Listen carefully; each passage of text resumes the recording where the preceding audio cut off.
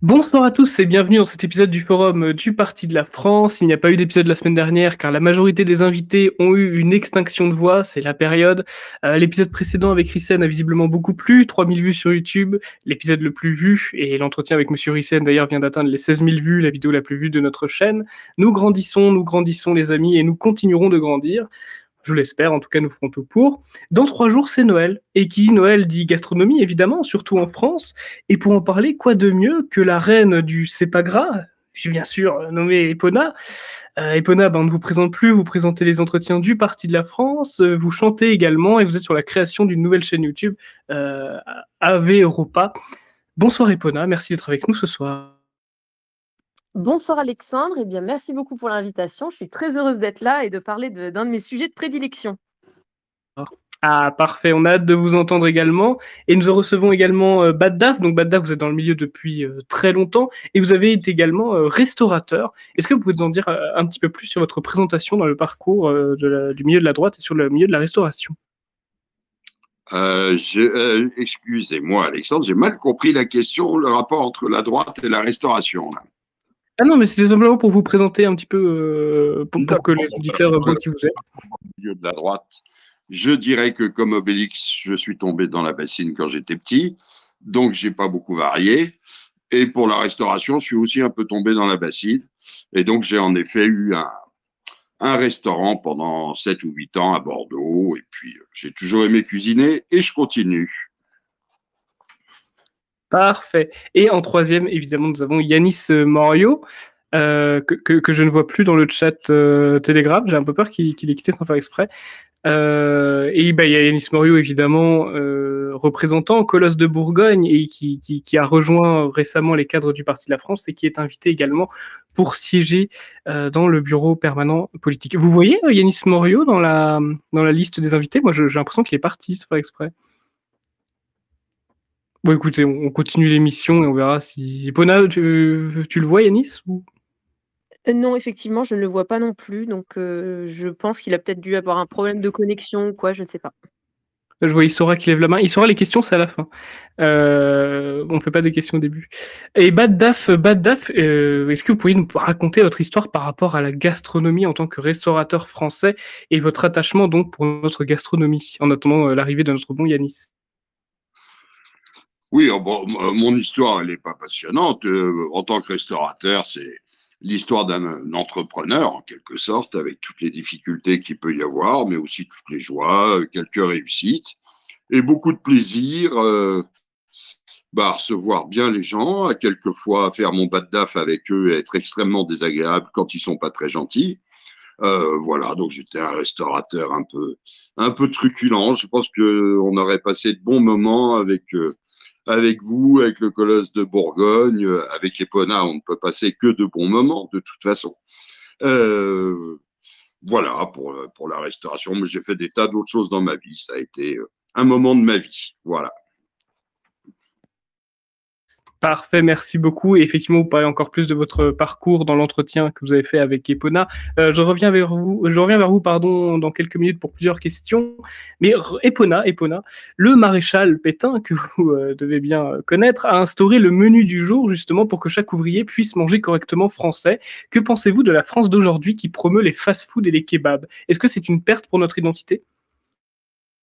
Alors effectivement, je trouve ça vraiment dommage qu'on ait perdu cette, mode des plats régionaux, des plats, on va dire de tous les jours. Dans les petites brasseries parisiennes, on pouvait facilement trouver des plats qui étaient peu chers. Cette tradition des plats du jour reste encore, mais malheureusement, il est vrai que, maintenant quand on peut trouver, des kebabs ou des McDo à 5 €, je comprends que les jeunes, ou même les ouvriers ou autres aient tendance à se dire: «Bon, bah, voilà, c'est moins cher pour nous». Et ça nous permet de manger correctement. Je déplore aussi évidemment, hein, l'arrêt de, le fameux jambon beurre qui était quand même quelque chose de très classique. On va dans une boulangerie, on dit quoi? On dit: «Je voudrais une tradition». Je pense qu'il y a très peu d'autres domaines dans la vie où on dit désormais: «Je voudrais une tradition». C'est dommage d'ailleurs que les traditions se perdent. Parmi les traditions aussi, moi, c'est tous les plats régionaux qu'on connaît très, très peu désormais. Je pense qu'ici, il y a très peu de personnes, dans que ce soit qui nous écoutent aujourd'hui en live ou même dans la rediffusion, qui savent ce que c'est que la Shoah. La Shoah, en fait, c'est un plat, qui est aux couleurs du drapeau basque parce que c'est un plat qui vient d'Espelette exactement. Alors ça s'écrit AXOA, ne me faites pas dire ce que je n'ai pas dit, évidemment.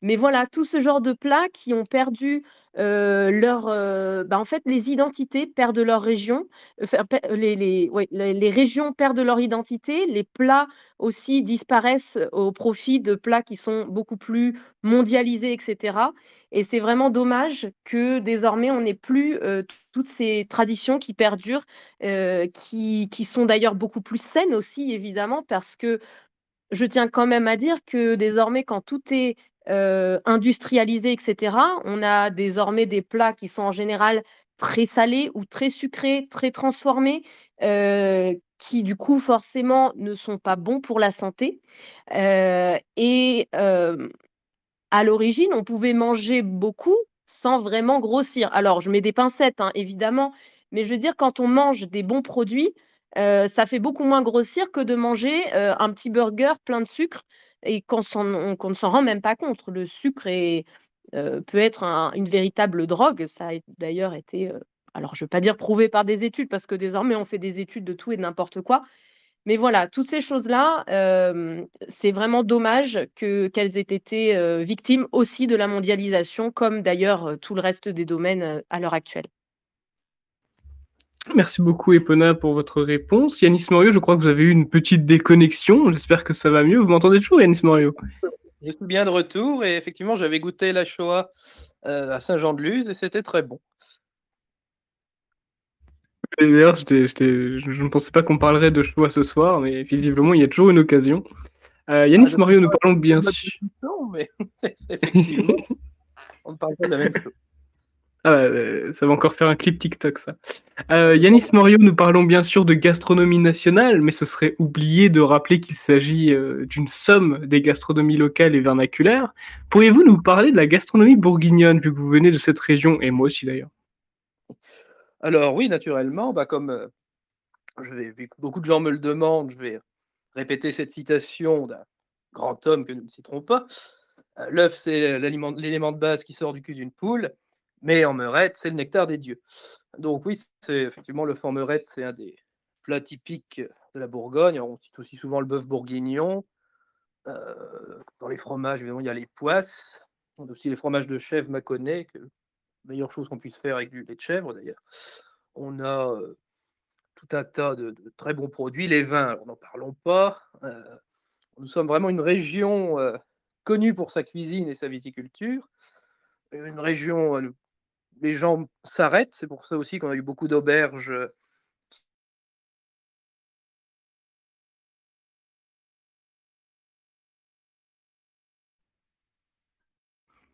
Et je ne sais pas si j'ai un problème de réseau, mais je n'entends plus Yanis. Mais ça vient peut-être de moi. Epona, vous entendez Yanis? Non, je n'entends plus Yanis non plus. Je pense qu'il a des D'accord. problèmes de réseau aussi, ouais. Et il me semblait bien que... Il me semblait bien. Je pensais que ça venait de mon côté. Yanis, ça va la connexion en Saône-et-Loire? Bon, on l'entend plus du tout. Écoutez, on va enchaîner, on revient sur vous. Ah, il s'est encore déconnecté. Yanis qui est de retour. Alors Yanis, est-ce que vous m'entendez? Déjà, vous êtes muté. Vous êtes actuellement, vous êtes muet. Il faut appuyer sur le petit bouton bleu pour parfait. Ça, c'est un coup de la Franche-Comté, ça. C'est un coup de la Franche-Comté. Pourtant, je vais manger de la saucisse de Morteau ce soir, donc il devrait être content. Est-ce que vous pouvez nous parler encore, continuer sur la gastronomie qu'il y a en Bourgogne?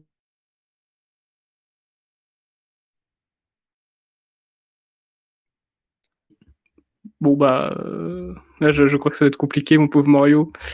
Écoutez, je vais répondre à ma propre question, je vais me permettre, même si je suis sûr qu'il complétera parce qu'il est bien plus gourmet que moi. Oui, en Bourgogne, on a effectivement pas mal de particularités. La France entière nous connaît pour nos escargots, également pour nos liqueurs. Il y a une huile Saint-Georges qui est très connue pour tout ce qui concerne les liqueurs de cassis notamment, parce que le noir de Bourgogne, je ne sais pas si vous connaissez, mais ça vient évidemment de chez nous. On se fait souvent vanner pour notre moutarde, pour notre mayonnaise, parce que là aussi ça vient de chez nous. Et nous avons tout en termes de pâtisserie, ce qui concerne le pain d'épices. Et pour tout ce qui est fromage, bon, bah, on est le plus connu, on en a parlé avec Yanis Morio tout à l'heure, c'était pour les poisses. Je dis volontairement partout, pas tout, parce que je veux bien que ce soit Yanis Morio qui me complète, parce que c'est à lui de répondre. Yanis Morio, encore un petit test. Je suis là, je ne sais pas si ça marche mieux. Parfait. Ah bah, voilà. J'ai pas parlé de vin, vous voyez. Comme ça, je vous ai laissé la meilleure partie. Je ne bouge plus de la chaise, comme je suis à la campagne pour Noël, la connexion est moins bonne que chez moi. Et donc, il y a quelque chose qu'il faut citer absolument, c'est le persillé. Et qu'on appelait d'ailleurs naguère le jambon de Pâques, parce que c'est là qu'on en mangeait, mais maintenant on en produit toute l'année. Et donc nous avons dit les ormerettes, le bœuf bourguignon, le Gaston Gérard d'ailleurs. Bon, ça fait un peu mal de on met le nom d'un ancien maire radical socialiste, mais sa femme cuisinait bien, c'est pour ça. Merci Yanis Morio. D'ailleurs, Badda, vous venez de quelle région, vous dites-nous? Parlez-nous de la gastronomie de votre région. Moi, je suis à l'origine, je suis un vrai Parisien, né dedans de famille parisienne. Donc, bon, la gastronomie parisienne, c'est vraiment un mélange de tout. Je ne crois pas qu'il y ait un plat typique parisien. Et puis, bon, depuis maintenant plus de 10 ans, près de 15 ans, je suis installé d'abord à Bordeaux où j'avais mon restaurant. Et maintenant, en Gascogne, dans le sud Gironde. Donc, là, bah, écoutez, j'ai la chance, par exemple, d'avoir un beau-père qui a arrêté, mais qui était un éleveur de porc noir gascon. J'ai encore la chance d'en manger de temps en temps, puisqu'il en fait un peu pour la famille, ce qui est absolument délicieux. Et puis, nous sommes tout près des Landes, donc de tout ce qui est canard, toutes les charcuteries autour du canard, jusqu'au boudin de canard. Et puis, bien entendu, les délices de nos forêts, les cèpes, et toutes ces bonnes choses. Et bah parfait tout ça. Et qu'est-ce que vous pensez du mouvement à la mode des véganes qui déjà, on le rappelle, ne sont pas uniquement que véganes, hein, c'est-à-dire qu'ils ne se contentent pas d'avoir une alimentation qui n'est pas à base de viande et de tout ce que produisent les animaux, mais qui également font des actes de vandalisme sur les boucheries. Est-ce que vous pensez que c'est représentatif de la gastronomie française, les véganes? Bon, écoutez, je ne vois pas comment une alimentation sans aucun apport animal, c'est-à-dire évidemment pas de viande, pas de poisson, mais aussi pas de beurre, pas d'œufs, pas de lait, pas de produits dérivés du lait, etc., pour être représentatif d'une quelconque gastronomie. Bon, ben, disons, écoutez, c'est de la gastronomie végane, ils mangent bien ce qu'ils veulent, ils peuvent manger des cailloux s'ils veulent, hein. Moi, ça ne me dérange pas. Ce qui me dérange plus, c'est quand ils viennent nous donner des leçons de tout et n'importe quoi, surtout de n'importe quoi. Et bon, ben, ils font partie de ce wokisme ambiant et de plus en plus présent, bon, qui est absolument ridicule. Mais quand on vit dans une société ridicule, il est normal que les gens avec qui nous vivons soient parfaitement ridicules. Voilà. Ils déconstruisent. Et bien qu'ils déconstruisent. Moi, ça ne m'empêchera pas de bouffer mon boudin puré. Ah, bah, très bonne réponse. De toute façon, je pense, Yanis Morio et Epona, que vous avez le même avis là-dessus. Mais si vous voulez rajouter un mot pour casser du vegan, sachez que c'est le moment. C'est le moment. Avant, si vous ne voulez pas, je vais passer sur la gastronomie de Noël, bien sûr, puisque nous sommes à 3 jours de Noël. Epona, Noël est indissociable de leur religion. Vous le savez, on célèbre la naissance de Jésus. En tant que fervente catholique, pourriez-vous nous parler de l'importance des repas dans notre culture chrétienne? Oui, tout à fait. Alors c'est vrai que Noël est issu aussi enfin il y a beaucoup de traditions de Noël, qui sont liées à la nourriture, notamment, à la fin de la messe de Noël, il est de tradition dans beaucoup de régions de bénir par exemple des petits pains. Ça se fait notamment pas mal en Normandie, mais aussi dans d'autres régions. Ces petits pains de Noël, alors c'est vrai qu'ils ne sont pas forcément dédiés à être mangés. En revanche, ils sont là pour apporter des bénédictions de manière générale, sur les personnes qui vont les porter. Alors on peut, par exemple, coudre un petit bout de ce pain de Noël sur les habits des voyageurs. On disait aussi que si on mettait ces petits pains sur le dos d'une génisse qui allait accoucher, celle-ci allait accoucher sans douleur et de manière très facile. Il y a aussi évidemment, la tradition de la bûche de Noël. Alors c'est vrai que la bûche de Noël, on ne sait pas vraiment quand est-ce que la bûche, on va dire, l'arbre s'est transformé en gâteau. Mais la bûche de Noël, c'était au départ, une tradition aussi qui voulait que le père de famille devait choisir la bûche la plus grosse et la plus durable et le but, c'était que cette bûche de Noël, puisse se consommer sans interruption entre le 25 décembre et le 1er janvier et en fait, les pères de famille avaient pour tradition, de vraiment prendre un soin tout particulier à l'élection de cette bûche, puisqu'on disait que si jamais cette bûche, brûlait jusqu'au 1er janvier, ça allait être eux qui allaient, être les gardiens du foyer et qui allaient gouverner le foyer. Alors qu'en revanche, si jamais cette bûche, arrivait à brûler plus rapidement que prévu et ne durait pas jusqu'au 1er janvier, ça allait au contraire être la femme qui allait diriger le foyer donc c'est pour ça qu'il y avait un soin tout particulier à élire, la plus belle bûche de Noël, la plus grosse bûche de Noël. Il y a aussi pas mal de traditions avec, par exemple 13 desserts à Noël. On sort forcément aussi les plus beaux couverts. On sortait aussi généralement un couvert en plus, qui était la part du mendiant. Si jamais il y avait un invité surprise qui arrivait, par exemple, à Noël, on prévoyait toujours sa part. Il y a aussi des desserts qui ont été formés dans on va dire dans l'ambiance de Noël. Par exemple, on dit que, le kouglof, a été formé sur la forme d'un turban, un petit peu comme les rois mages ou alors, alors je sais pas si on dit stollen ou stollen ou enfin ça bon voilà, mais c'est, sous la forme un petit peu de comme de l'enfant Jésus qui serait enveloppé de l'ange. Donc ça, c'est vraiment plus pour la partie, gastronomie de Noël, on va dire. Bon, sans oublier, bon la dinde et cetera. Mais il est vrai aussi que dans la religion catholique, on a beaucoup, beaucoup de références à la nourriture. Il y a énormément de symboles, de paraboles et cetera qui se déroulent autour de banquets. Le premier miracle de Jésus, c'était aux noces de Cana, le premier miracle public. Voilà, il a transformé l'eau en vin, donc il ne faut pas oublier aussi quand on parle de gastronomie, non seulement il y a la nourriture, mais il y a aussi, toute la partie, heu, liquide, voilà, les alcools et cetera. Une des paraboles d'ailleurs que je trouve très belle, c'est, «Regardez les oiseaux du ciel, ils ne sèment ni ne moissonnent et mon Père céleste les nourrit». Encore une fois, on se retrouve sur, de la nourriture. Donc voilà, c'est vrai que la religion catholique met un fort accent sur la nourriture, qu'elle soit, spirituelle comme temporelle.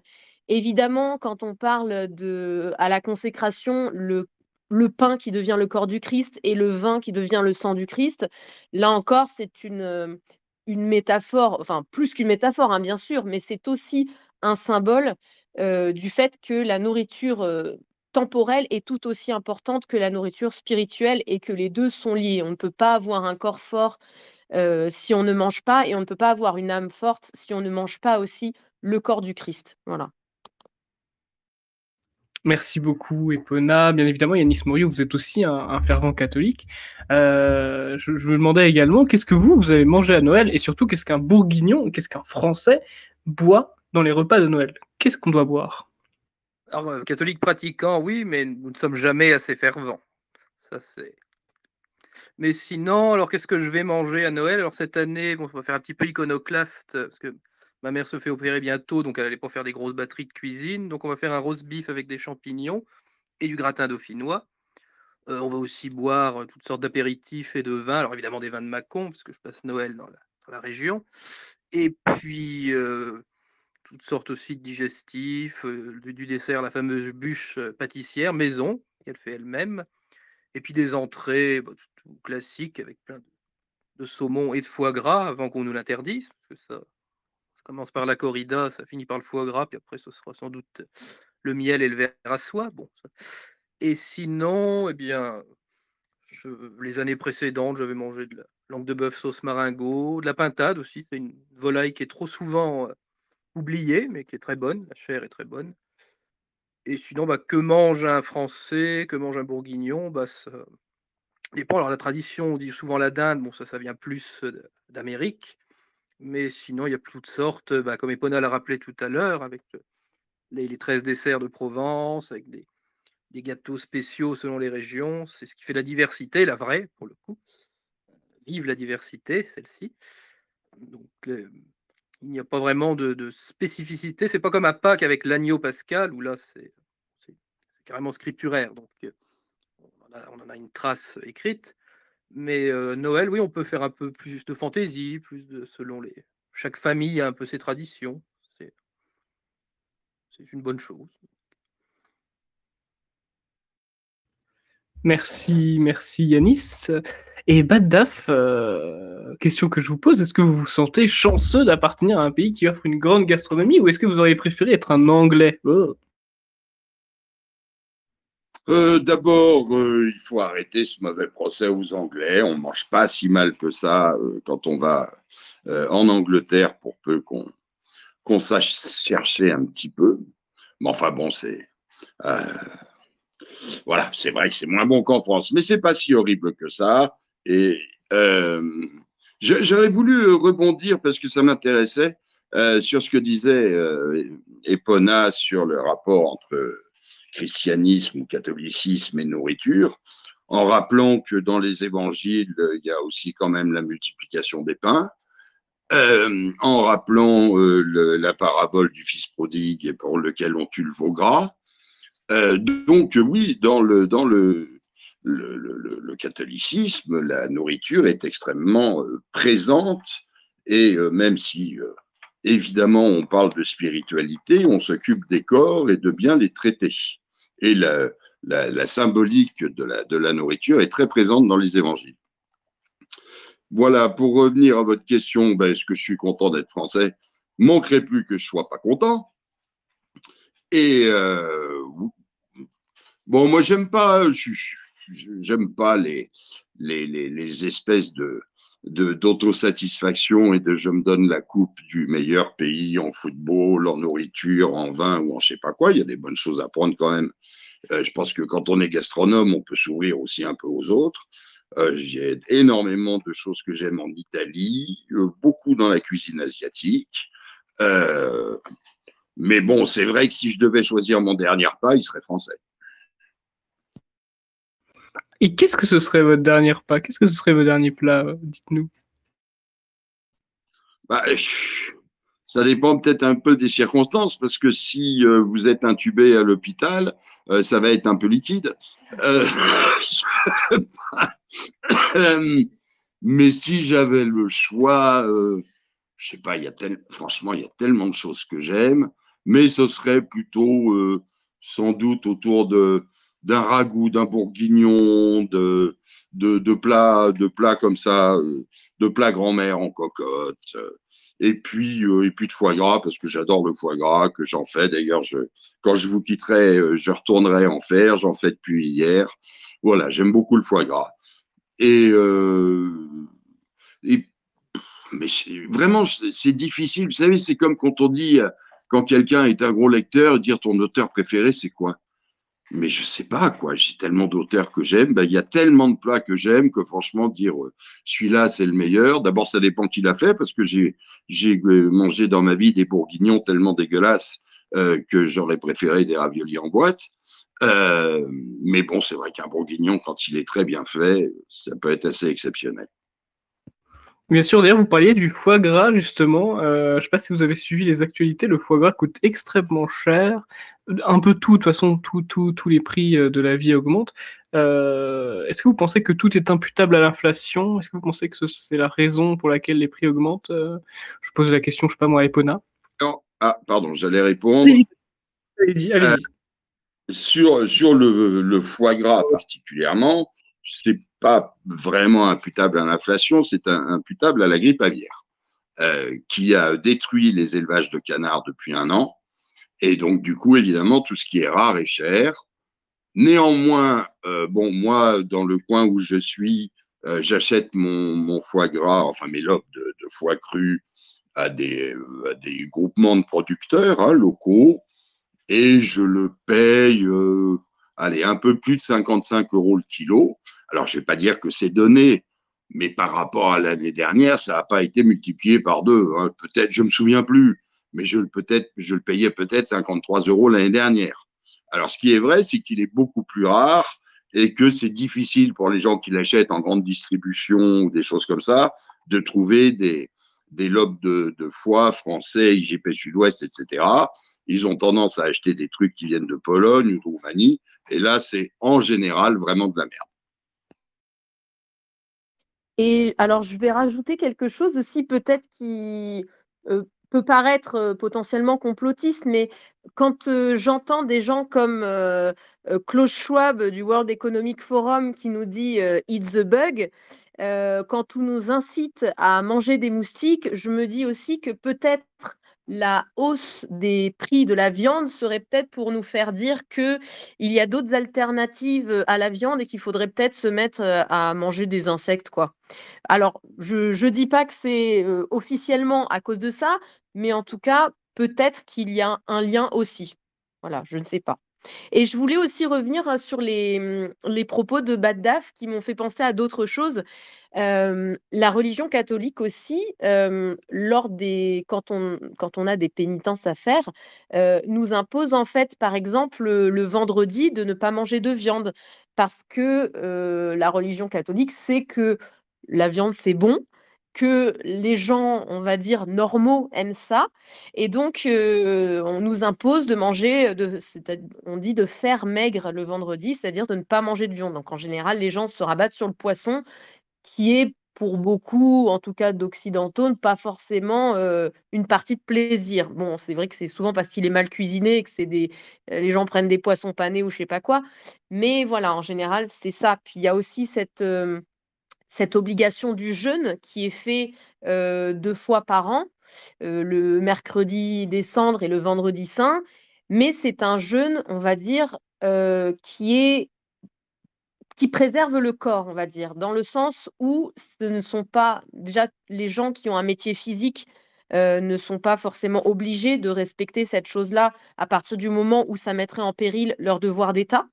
Les gens qui sont malades et cetera ou qui sont trop jeunes ou trop vieux. Et c'est en fait un jeûne dans le sens catholique. On a le droit quand même à un repas non complet, alors sans viande de nouveau, mais voilà, on a droit à un repas complet plus une petite collation et ça fait un peu le parallèle avec, la religion, bah, les musulmans qui, eux, sont obligés quand ils font le ramadan de ne rien manger du tout de toute la journée et de ne rien boire, alors que les catholiques ont le droit de boire et le soir, ils se goinfrent comme pas possible, donc en fait, après toute la journée, ils comatent.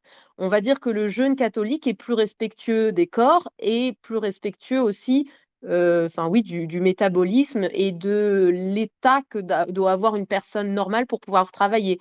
On a faim, mais on peut faire quand même les travaux et le devoir d'état auquel on est soumis. Bah, en tout cas, merci beaucoup, Baddaf, pour l'explication de la grippe aviaire, c'était très intéressant. Et Epona, évidemment, pour l'explication des moustiques.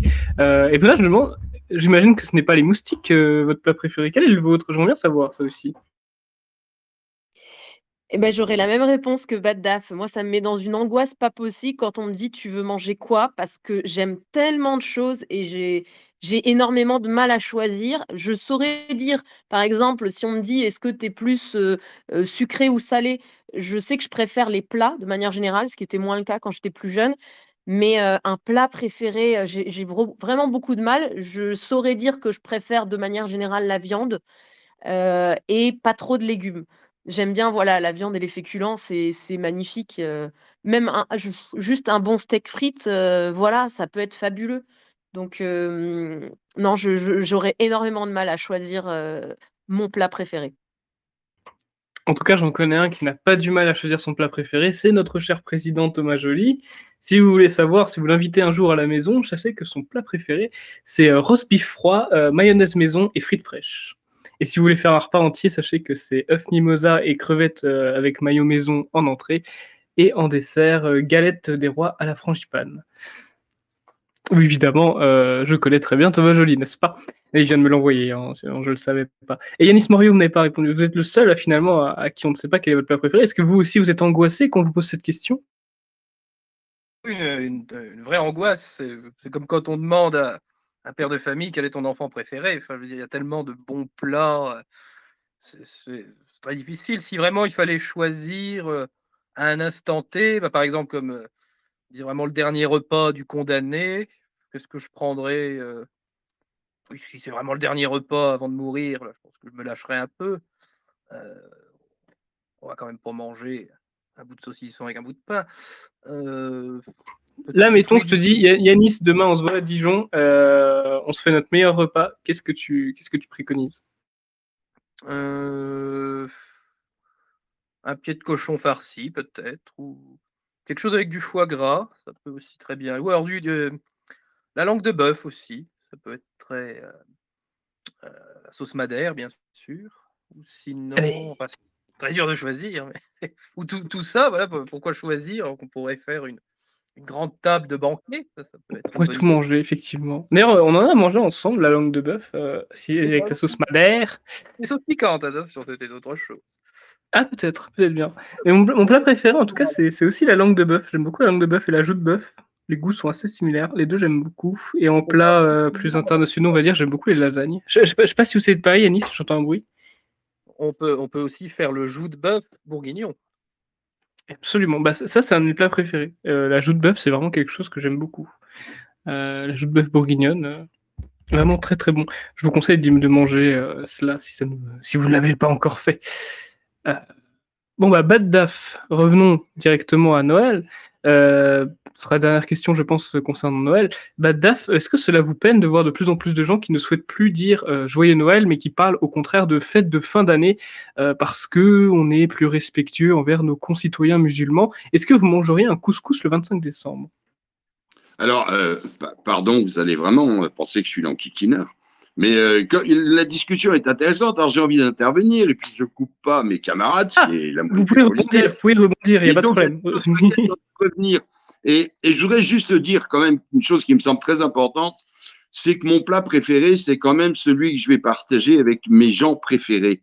C'est-à-dire que, vous savez, vous pouvez manger le meilleur, je ne sais pas quoi, le meilleur plat du monde avec une bande d'emmerdeurs, il n'aura pas le même goût qu'un bon plat de pâtes avec des copains. Et la nourriture, pour moi en tout cas, est quand même très dépendante, ou en tout cas interconnectée avec les gens avec qui on la partage.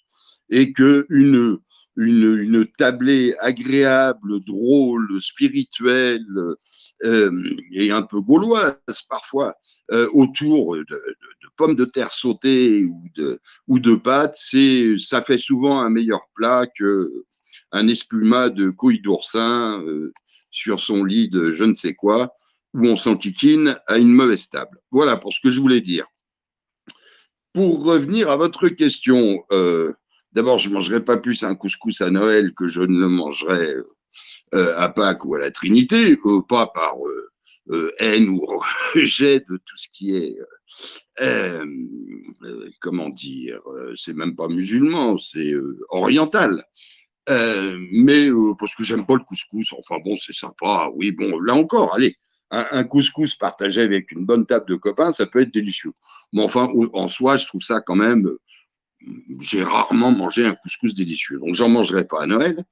Et l'autre partie de la question, c'était évidemment bon, bah, les gens qui se choquent de ce qu'on puisse dire Joyeux Noël. Bon, là encore, bah, écoutez, que les véganes mangent des cailloux, que les autres soient choqués quand on dit Joyeux Noël, j'aurais tendance à m'en cogner. Moi, je suis très heureux de dire aux gens qui m'entourent et que j'aime, de leur souhaiter un joyeux Noël et puis de leur souhaiter aussi de bonnes fêtes de fin d'année. Et je sais très bien que même s'ils ne sont absolument pas chrétiens, catholiques, pratiquants ou quoi que ce soit, ils sauront que si je leur dis joyeux Noël, je le dis avec le cœur. Et je pense qu'ils auront l'intelligence de comprendre que ce sont tout simplement des vœux de bonheur. Il est évident que quand je le dis à des gens qui sont concernés par la religion, ça a une autre dimension.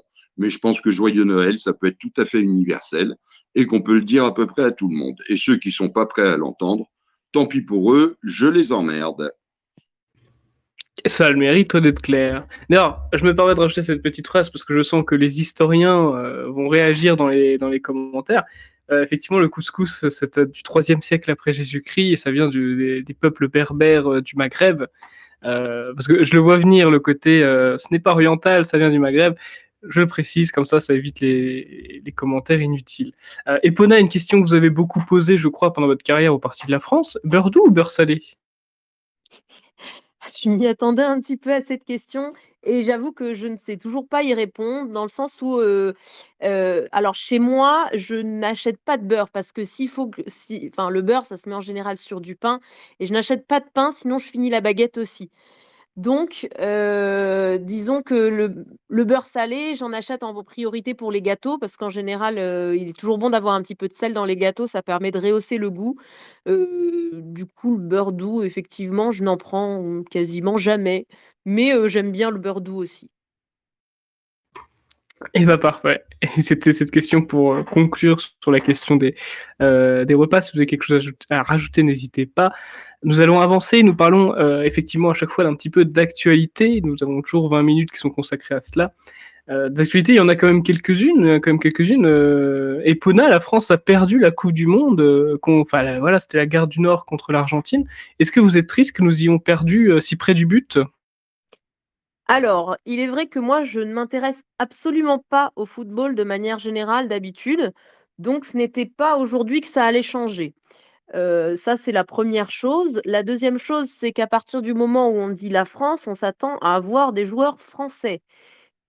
Or, j'ai du mal à me sentir représentée par une équipe qui ne contient que des joueurs dont la couleur laisse penser qu'ils viennent d'en dessous de la Méditerranée. Ça, c'est une deuxième chose et la troisième chose, en plus, voilà, par un souci, on va dire, éthique également, le fait que ce soit au Qatar, je ne suis pas sûre que ce soit aussi, la meilleure chose à soutenir. Quoi qu'il en soit, moi, je préfère largement alors pour dévoiler un peu ma vie, le jour de la finale de la coupe du monde, j'étais dans un bar avec des amis parce qu'on faisait un brunch, voilà, on mangeait et en fait, nous, on ne regardait pas la coupe du monde, mais le bar en question diffusait le match et donc on voyait un ramassis de petits bobos qui étaient devant la télé, les yeux écarquillés, avec des figures de 3 pieds de long pour, soutenir une équipe qui ne les représente pas et qui de toute façon, heu, d'ici alors si on avait gagné, ça aurait été d'ici 2 3 semaines, mais si de toute façon quand on a perdu, en fait, leur drapeau, le lendemain, ils n'y pensent plus. Ça, c'est une seconde chose et quand la France a perdu, on aurait vraiment dit que, tous ces gens-là, c'était le public de gauchistes de quotidien quand ils ont appris la victoire de Trump à la présidentielle américaine. Heu, des espèces de golems complètement apathiques, qui étaient, voilà, matrixés en fait par le en fait, c'est on en revient à la gastronomie, hein, mais c'est du pain et des jeux.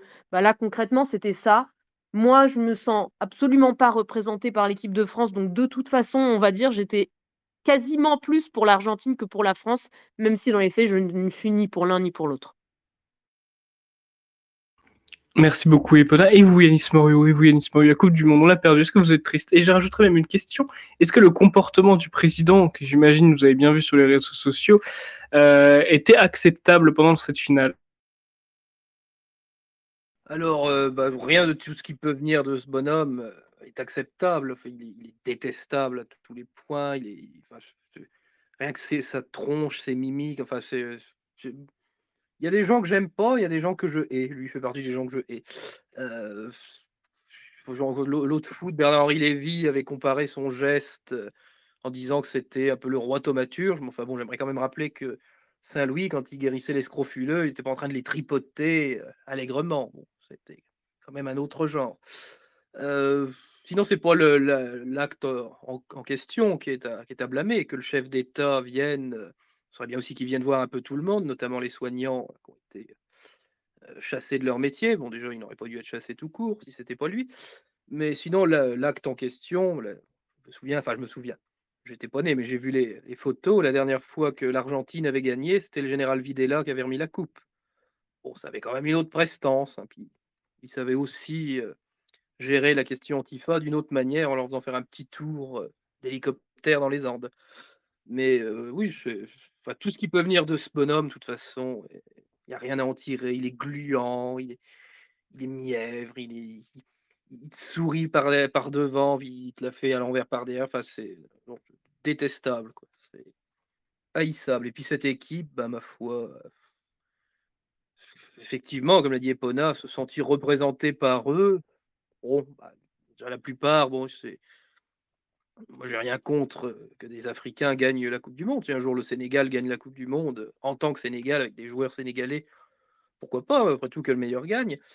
Mais là, pour ce côté, et puis les rares Gaulois, pour parler simplement, qui sont, enfin, ils ont quand même réussi à nous trouver un évangélique américain. Bon, je veux bien, c'est enfin, américain de Chambéry, mais c'est oui, si c'est tout ce qu'on a comme représentation du français gaulois, bon, pourquoi pas, mais bon, il n'y a pas grand-chose à tirer de cette équipe-là, malheureusement.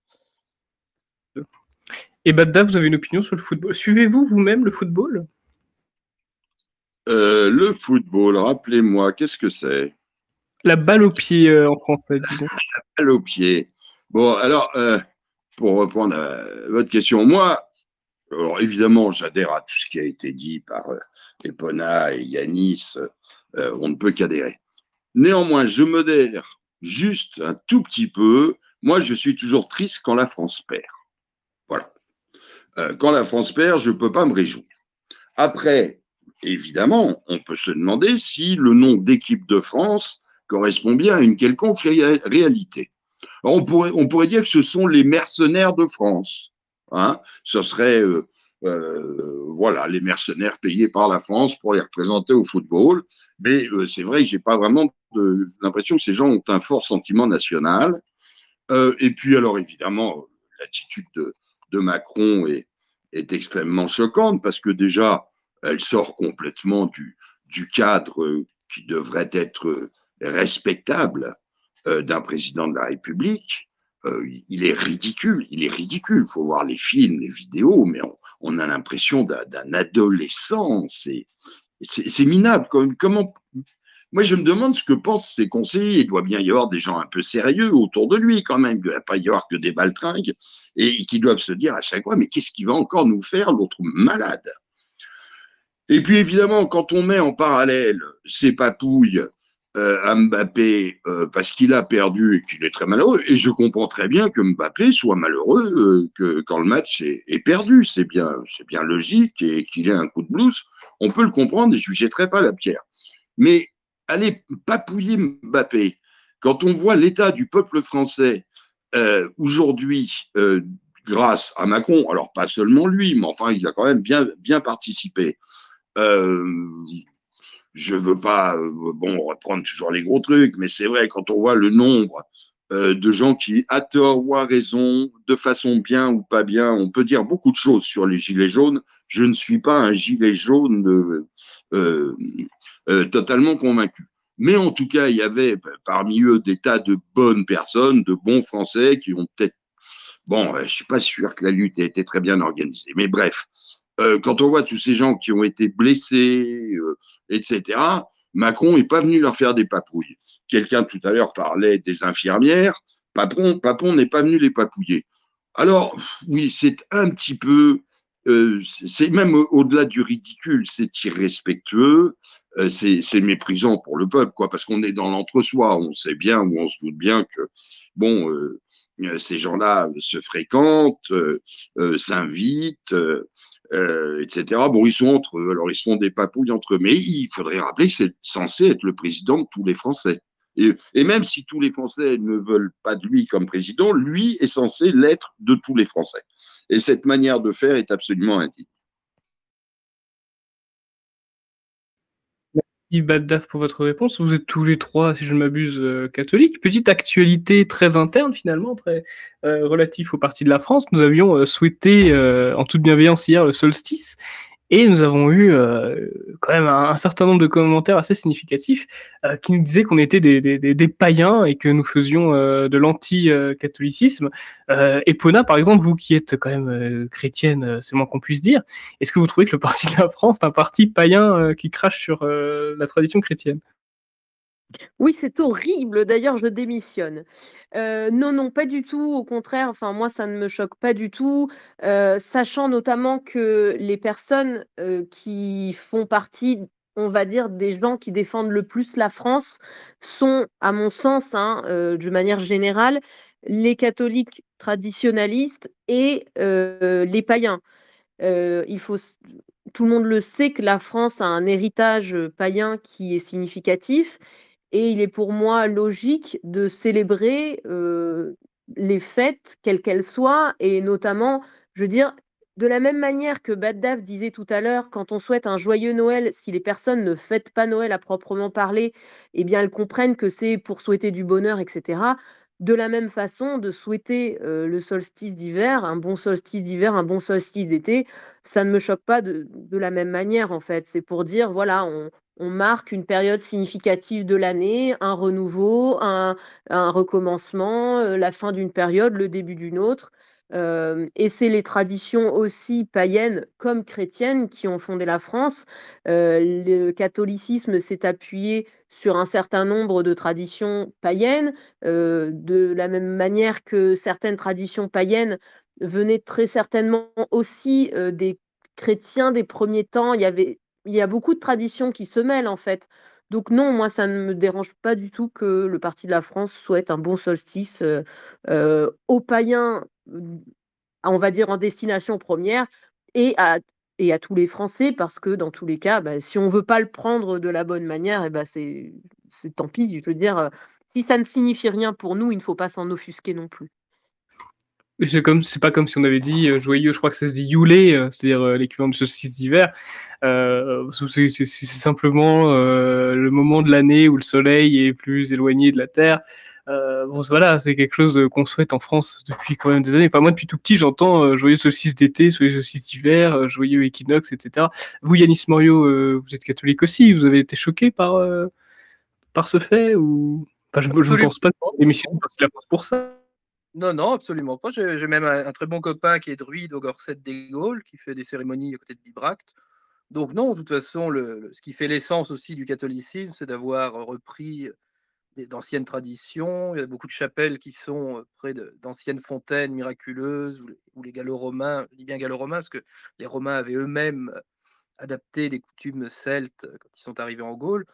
Donc non, non, c'est notre plus long passé. C'est même dans Saint-Martin, d'ailleurs, il y a une analogie. Il était lui-même un soldat romain, et dans Martin, dans l'origine, c'est aussi Mars, dieu de la guerre, donc le nom en latin lui-même dérive de là. Enfin, il y a une interpénétration, c'est notre culture. Si on se coupe d'un bout, bah, on finit protestant. Si on se coupe complètement de l'autre, on est dans une sorte de paganisme obtus. Donc dans les deux cas, voilà, soit on est chrétien obtus, soit on est païen obtus, mais il faut prendre les faits tels qu'ils sont. Voilà, c'est ce qui a fait la France, c'est ce qui a fait l'Europe de manière plus vaste. Donc oui, pas lieu de s'offusquer. Et puis même au-delà du purement religieux, bah, le solstice, c'est aussi, d'un point de vue d'astronomie, voilà, c'est le moment, c'est le jour le plus court de l'année. Ça, c'est un fait avéré quand on observe un peu le mouvement des astres et, et le calcul du temps. Absolument, et de toute façon, le Parti de la France a toujours souhaité toutes les fêtes catholiques, hein, que ce soit Pâques, l'Ascension et bien évidemment Noël dans 3 jours. D'ailleurs, peut-être une petite surprise le jour de Noël sur la chaîne YouTube, je vous en parlerai peut-être un peu après. Et globalement, oui, le Parti de la France a toujours souhaité les fêtes catholiques, et ce n'est pas demain la veille que nous souhaiterons les fêtes musulmanes. Hein. C'est pas demain la veille que vous verrez joyeux Ramadan. Nous ne sommes ni Louis Alliot, ni le maire de Bréziers. Badda, si vous n'avez rien rajouté sur ce sujet, je ne sais pas si vous souhaitez rajouter. Sinon, j'ai une autre question pour vous, si vous souhaitez réagir sur ceci. Sur ce sujet, je dirais juste ce que je dis depuis toujours, c'est que tout ce qui nous divise, sur, je ne voudrais pas parodier un grand ancien, mais un point de détail, est parfaitement ridicule et vient toujours de gens qui finalement n'ont rien de mieux à faire que d'enculer les mouches. Alors laissons un peu les mouches tranquilles. On a un combat quand même bien supérieur à celui-là. Moi, ça ne me gêne absolument pas d'être camarade de combat avec des gens qui sont païens, du moment que ça ne les gêne pas que je sois catholique. C'est une chose de convivialité qui me semble tout à fait naturelle que de souhaiter à ses camarades les fêtes qui leur sont importantes et qui ne sont pas en contradiction évidente, comme on n'irait pas souhaiter un bon ramadan avec nos convictions. Voilà. Merci Baddaf. Et j'ai une autre question pour vous, si ça vous dérange pas d'y répondre. Est-ce que cela vous inquiète que, suite aux émeutes franco-marocaines, Marine Le Pen demande à Elisabeth Bornstein, donc le Premier ministre, on ne dit pas la Première ministre en français, donc demande au Premier ministre de dissoudre des mouvements qui sont considérés trop à droite. Bien sûr, moi je pense à des mouvements comme la meute qui pourraient être potentiellement ciblés. Alors, pour être tout à fait honnête avec vous, cette information m'était un peu passée à côté. Je l'avais vue, et ce que j'avais lu vite fait ne m'avait pas, pas particulièrement choqué, ça m'avait laissé assez indifférent, puisque moi, ce que j'avais lu ou ce que j'avais compris, c'est qu'elle demandait au gouvernement d'agir contre les groupuscules ultra, et j'entendais plutôt l'extrême gauche. Alors évidemment, qu'elle est restée dans un certain flou sur l'extrême droite, extrême gauche ou je sais pas quoi. Et puis, j'ai lu le communiqué de Thomas Joly à ce sujet, et j'ai tendance à estimer que ce que dit Thomas est assez sérieux. Donc, évidemment, ça a un petit peu changé mon opinion. J'avais envie de me renseigner plus, et puis paresse ou je sais pas quoi, je ne l'ai pas fait. Alors, pour dire, moi, ce que j'ai vu au début ne m'a pas heurté. Après avoir lu Thomas Joly, c'est vrai que ça m'a fait un peu plus réfléchir, mais j'ai pas assez creusé la question, relu exactement ce qu'elle a dit, dans quel contexte, etc., pour avoir une idée, qui mérite d'être partagée. Après, ça va quand même dans le sens du vent de Marine Le Pen depuis le début, quand même d'essayer de faire la chasse à tout ce qui pourrait être plus à droite qu'elle, et ça devient de moins en moins difficile d'être plus à droite qu'elle, nous en convenons. À ça, nous sommes d'accord. Et vous, Yanis Morio, qui êtes cadre du Parti de la France, vous pensez quoi de Marine Le Pen qui faisait clairement allusion à l'extrême et l'ultra-droite, des mouvements qui seraient à dissoudre, qui fait copain-copain avec Darmanin?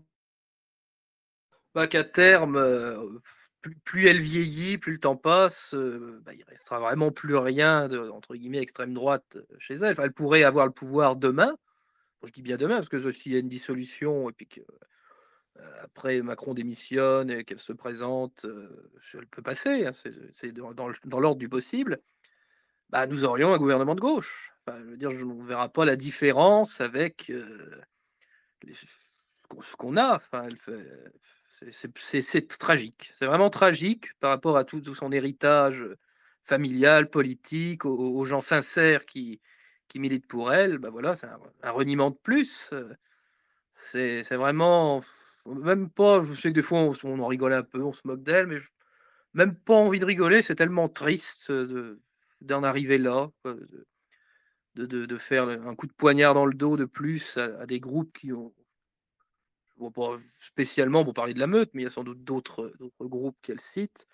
Voilà, quoi, si c'était vraiment le danger en France aujourd'hui, même si on lit dans Libération qu'il y a des ratonnades absolument après chaque match, c'est ce que disait Scipion de Same. Quand on lit Libération, on a vraiment l'impression que le bruit des bottes revient, mais malheureusement, c'est pas tout à fait ça. Et voilà, quoi, enfin, c'est triste, c'est vraiment consternant. Bon, grand chose d'autre à ajouter là-dessus, c'est vraiment triste. Vous me permettez de faire la transition, mon cher Yanis Morio. Epona, à moins que vous vouliez profiter de cette occasion pour taper Marine Le Pen. Quand on tape Epona sur Google et qu'on va dans l'onglet Actualité, on tombe sur Libération qui parle d'un repas à Versailles. Est-ce que vous pouvez nous en dire un petit peu plus ? Effectivement, nous avons fêté la semaine dernière le Noël avec Jean-Marie Le Pen. Alors c'était un pré-Noël forcément puisque Noël c'est le 25.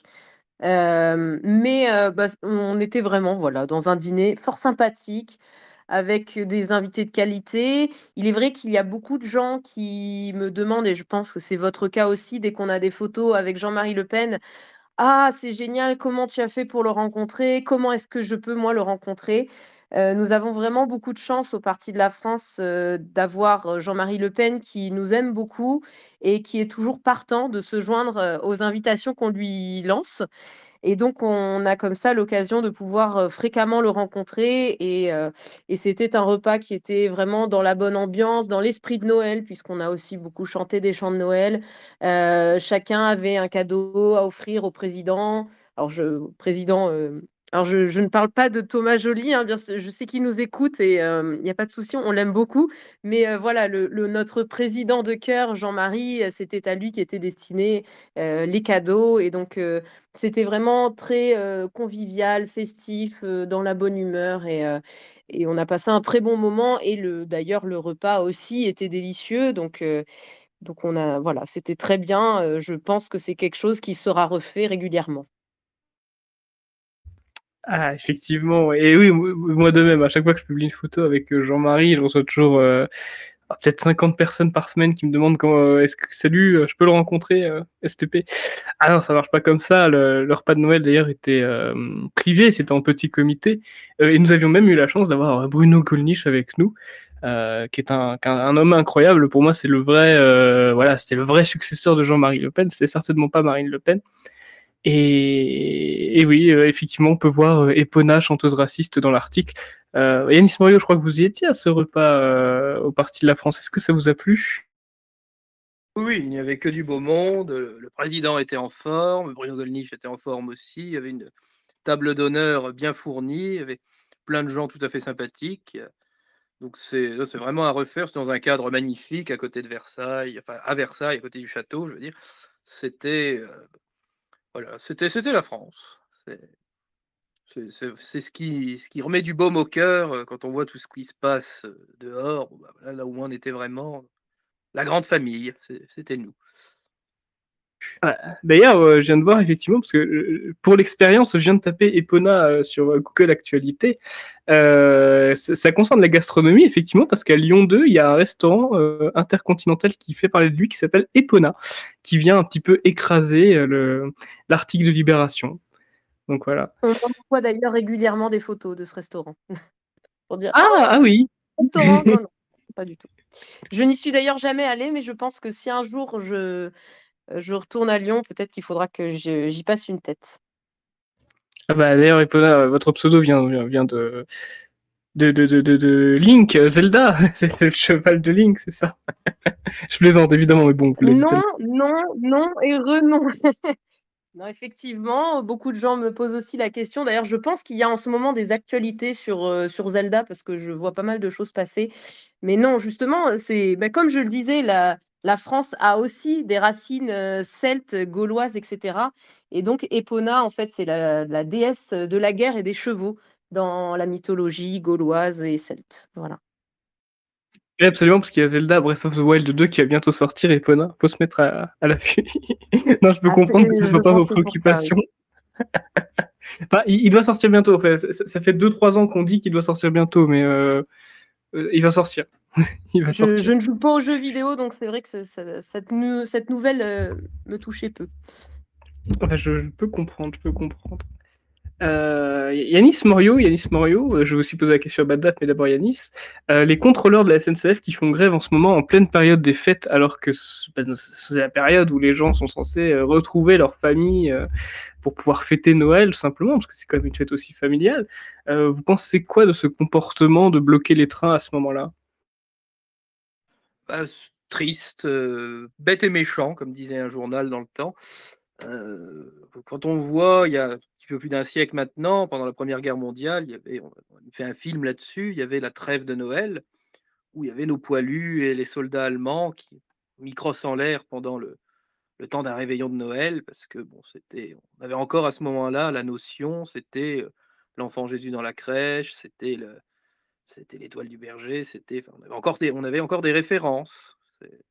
Ça a duré encore quelques temps, à peu près jusqu'à la génération après 68.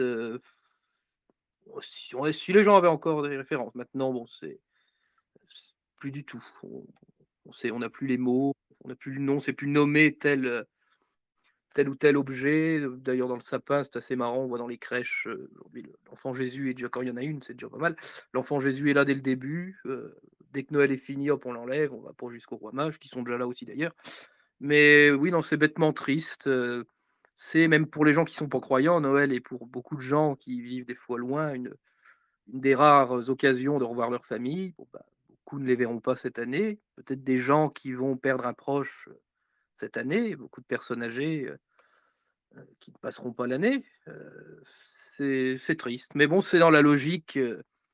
Ils suivent leur maître, hein, Marx. Hein, il disait bien que la religion était l'opium du peuple. Bon, bah, là, ils sont sur cette logique. Qu'est-ce que Noël? Bon, bah, voilà, on va empêcher les gens d'y aller. Pourquoi donc? D'ailleurs, apparemment, c'est même pas une grève officielle des syndicats. C'est quelques mecs comme ça qui ont décrété. Alors maintenant, même le syndicalisme est ubérisé. Bon, bah, c'est une nouvelle société, que voulez-vous? Mais oui, non, s'il y a bien un jour qui symbolisait quelque chose, croyant ou non, bon, bah, dire même pour les gens, on en parlait tout à l'heure, qui disent fête de fin d'année, bon, bah, ceux-ci ne seront n'ont pas une grande attention pour le petit Jésus dans la crèche, mais au moins, c'est le moment où ils vont voir la famille. Bah là, bah, râpé, vous n'irez pas. Bah, voilà, c'est consternant. C'est encore à l'image de notre société qui se délite de plus en plus. D'ailleurs, je crois savoir qu'Yanis Morioux, vous prenez très régulièrement le train pour aller à Paris. Quand on est en province, on va régulièrement à Paris. Je sais pas vous, mais moi j'ai régulièrement des problèmes, hein, des trains retardés, des trains supprimés, pas remboursés évidemment, parce que les TER sont pas remboursés en Bourgogne. Ou alors je dois faire des escales et je dois attendre un nombre d'heures inimaginable. Je pense que ça vous arrive aussi, Yanis Morioux. Pendant toute cette période où il y avait d'importants travaux sur la ligne Paris-Dijon, je le prenais plus parce que j'avais eu des gros soucis. Je me souviens même de redescendre de Paris. J'avais un rendez-vous dans l'après-midi que je n'ai pas pu honorer du coup à Dijon. J'avais bien pris soin de prendre le tout premier avant 6 heures du matin en me disant bon, bah là, je serai à l'heure. Arrivé à La Roche-Migène, évidemment, plus de train. Il a fallu attendre un autocar de substitution le soir. Donc, j'ai passé ma journée à Migène. Bon, bah, voilà, c'était. Bon, ça m'a permis de découvrir un peu la ville, où souvent on passe sans s'arrêter. Bon, malheureusement, c'était un dimanche, donc les choses étaient fermées. J'ai quand même réussi à trouver quelqu'un qui, par miracle, hein, sans doute, ça doit être le Saint-Esprit, qui avait une voiture et qui a pu m'emmener à la messe. Bon, bah, ça, c'est des petits miracles quotidiens auxquels on ne s'attend pas. Et puis sinon, bah, j'ai pu voir un peu. Malgré tout, c'est une ville qu'il faut voir au moins une fois dans sa vie. J'ai pu aller dans un café. Il y avait une dame très gentille qui il y avait plus grand-chose à manger, tout était fermé. Et puis, elle faisait pas de sandwich le dimanche, mais elle me dit bon, on va bien se contenter d'une demi-baguette avec mon mari. Puis elle m'a fait un sandwich aux rillettes. Puis du coup, je lui ai pris, comme on était dans la région, je lui ai pris un chablis, puis encore un chablis, puis encore un autre chablis. Et puis après, bah, je suis reparti dans mon autocar. Mais c'est vrai que oui, ça m'est arrivé. Je me suis retrouvé coincé aussi à mon bar. Enfin, donc pendant tout ce temps où il y avait des travaux, voilà, c'est plutôt du covoiturage. Merci Yanis Morioux. Bah, de toute façon, vous savez, CGT, Sudrail, les syndicats de la SNCF sont des sacrés communistes et on peut quand même notifier, malgré le prix exorbitant des places, ça c'est quelque chose que je ne comprendrai jamais, le prix des places de train. Paris-Marseille, on est sur du 120, 130 euros. Et même en s'y prenant à l'avance parfois, etc., ça ne suffit pas forcément. Et puis bon, on peut pas toujours s'y prendre en avance non plus. Malgré le prix exorbitif des trains, on est quand même sur du 3 milliards d'euros de déficit tous les ans avec la SNCF. Et même sur les plans locaux, d'ailleurs, il y a toujours des problèmes avec des réseaux de bus. Bon, bah, Yanis Morioux, nous partageons les mêmes réseaux de bus, je crois savoir, à savoir Divia. Bon, bah, vous pouvez confirmer que la grève et Divia, c'est tous les jours. Hein. Il n'y a pas un jour où il n'y a pas des grèves, des bus immobilisés, parce que bah, forcément, on est dans un endroit, pour vous raconter un petit peu, qui est très envahi par l'immigration maghrébine, je vous fais pas un dessin. Et nous avons des conducteurs qui se font régulièrement caillasser, ou alors leurs bus se font caillasser le soir très tard, parce que on est entouré de gens qui viennent nous enrichir culturellement avec des cailloux. Par conséquent, ils font des grèves. Et le problème, c'est que ça pénalise absolument tout le monde et que le vrai problème n'est jamais nommé. On ne dit pas que c'est à cause des chauffeurs de bus qui se font agresser, on dit que c'est des conditions du travail qui sont un peu difficiles en restant très évasifs. Mais bref, pour un particulier lambda aujourd'hui à Dijon qui n'a pas le permis, c'est insupportable. Et d'ailleurs, je tiens à préciser concernant Thomas Joly, Thomas Joly souhaite interdire le droit de grève pour les cheminots et dissoudre tous leurs syndicats. Je pense que c'est une mesure juste. Et vous, Baddaf, est-ce que vous avez eu des problèmes, soit vous ou votre entourage, des problèmes par rapport à la SNCF qui sont en grève en ce moment? Alors, en ce moment, non, parce qu'il y a bien longtemps que je ne prends plus le train.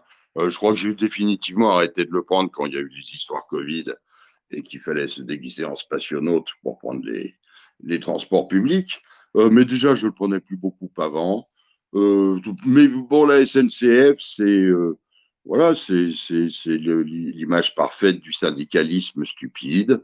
Et puis aussi, parce qu'il n'y a pas que ça, de la destruction de ce qui était quand même un très bel outil national dont on pouvait être fier et qui a été morcelé, parcellisé, etc. Et on nous avait prédit que ça deviendrait comme l'Angleterre. Et ben la prédiction était bonne parce que les mêmes causes produisent souvent les mêmes effets.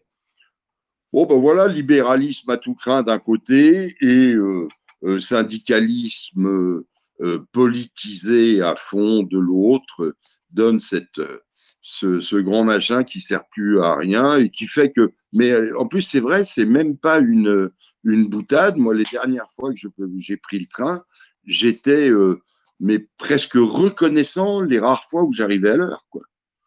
C'était un jour béni. C'est-à-dire quand votre train arrivait à l'heure, vous aviez envie d'écrire au ministre pour le féliciter, quoi.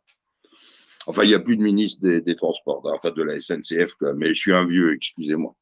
On disait dans mon jeune temps que quand un train arrivait avec 3 minutes de retard à La Roche-Migène, le ministre démissionnait. C'est un peu fini, ça. Et je félicite notre ami Yanis pour sa visite de La Roche-Migène, je crois. Ça doit être une ville merveilleuse. Une expérience, il faut l'avoir vu. Mais bon, il y a un petit café sympathique où j'irai si je me retrouve à nouveau là-bas. Mais sinon, oui, effectivement, plus grand-chose à voir. Pour la petite anecdote, il y a le cabaret où Johnny Hallyday a commencé sa carrière. Mais sinon, il y a un canal assez sympathique, avec des arbres. C'est une petite ville de la France périphérique. Oui, j'ai déjà été aussi, mais j'aurais pas apprécié me retrouver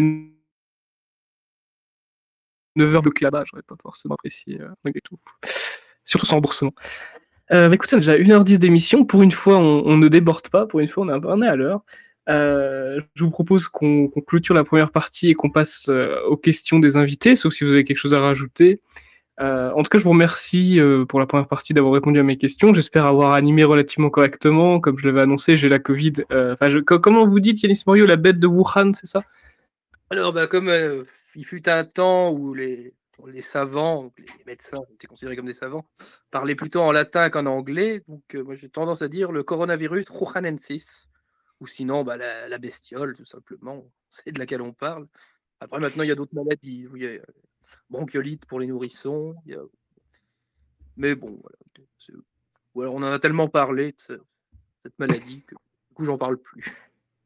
En tout cas, voilà, j'ai le corona de Wuhan N6 là, et du coup, c'est vrai que j'ai relativement mal à la tête, mais j'espère que bon, vous avez passé quand même un bon moment. J'invite mes auditeurs à poser des questions, évidemment. N'hésitez pas à lever la main pour poser des questions à Baddaf, à Yanis Morio et à Epona, bien évidemment, si possible sur le thème, à savoir la gastronomie.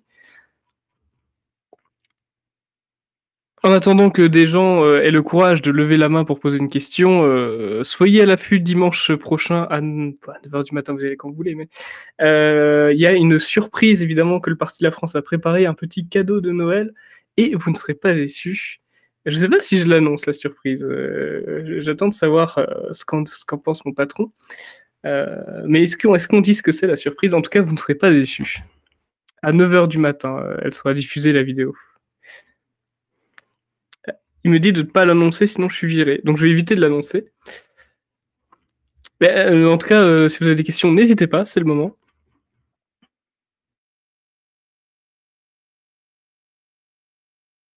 Alors, juste pour meubler, du coup, en attendant, je voulais rajouter un petit truc par rapport à notre thème du jour.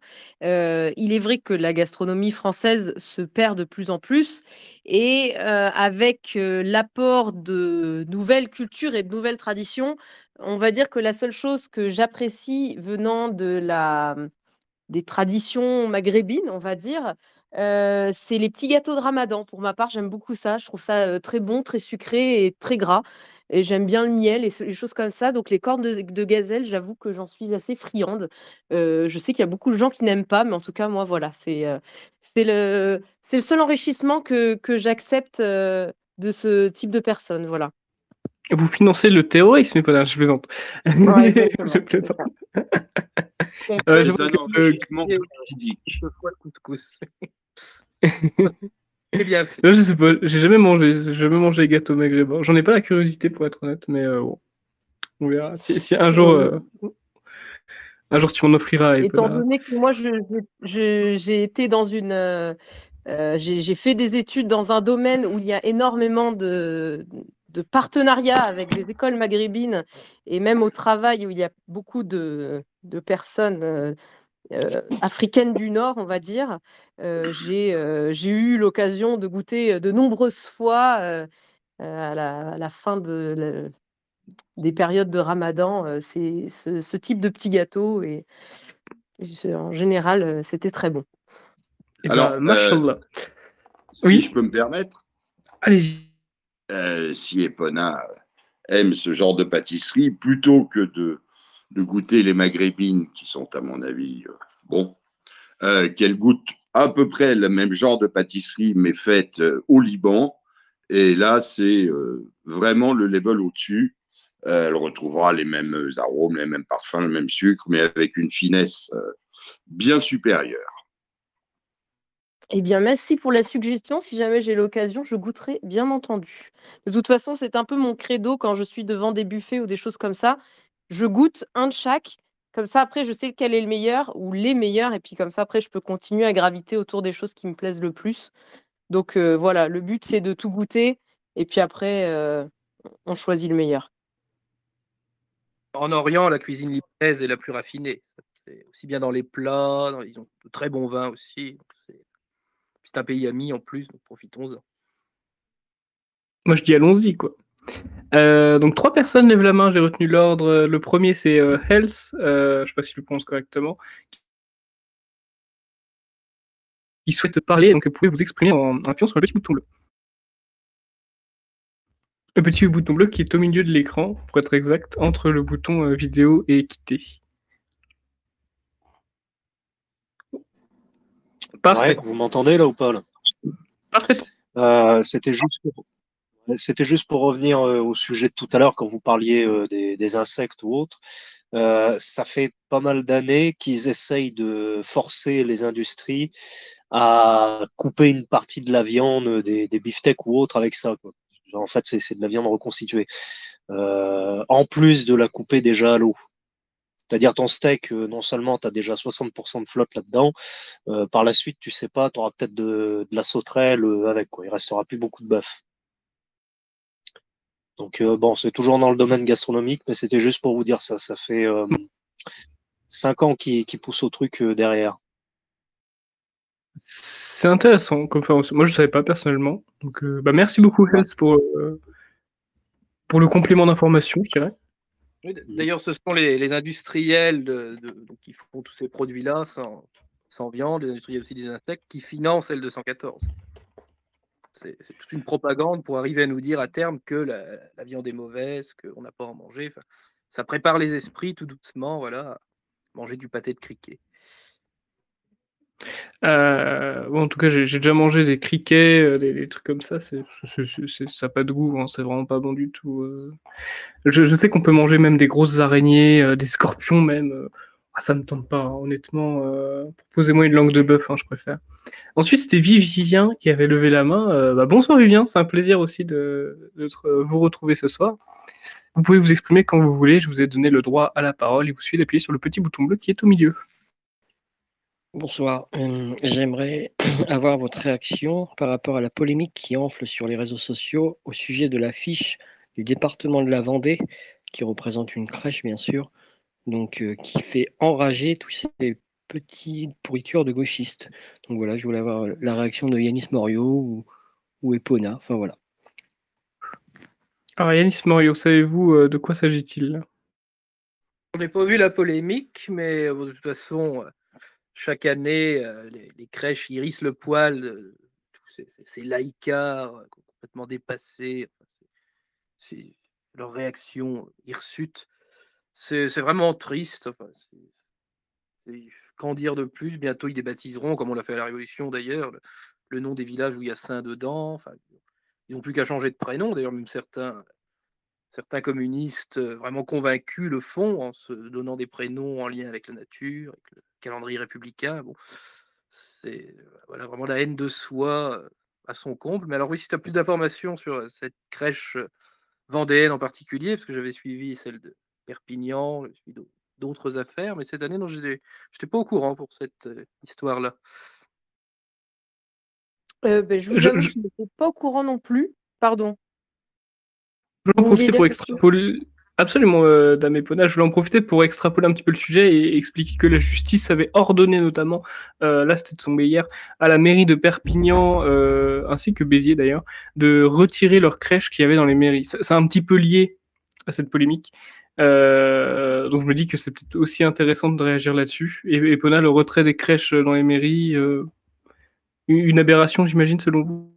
Oui, effectivement, je trouve ça scandaleux de devoir retirer les crèches dans les mairies, tout comme autrefois, il y avait aussi, par exemple, des crucifix dans les hôpitaux qui se font de plus en plus rares.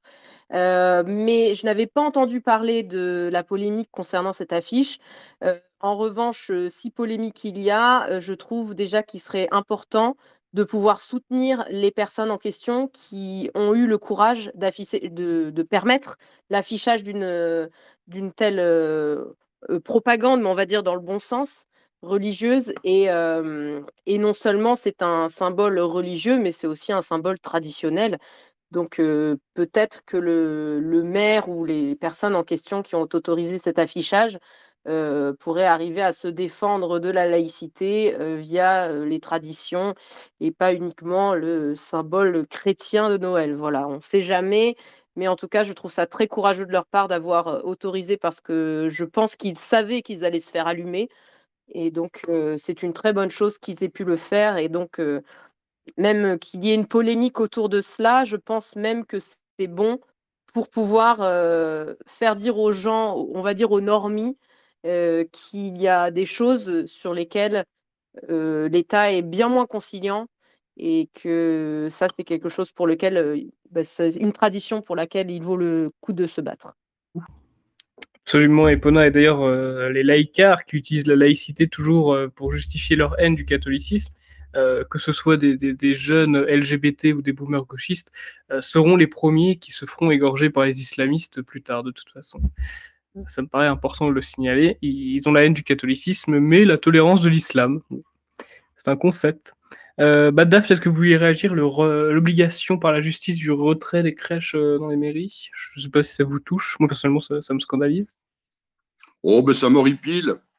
Ça m'horripile, mais bon, comme je disais tout à l'heure, cette société est tellement horripilante.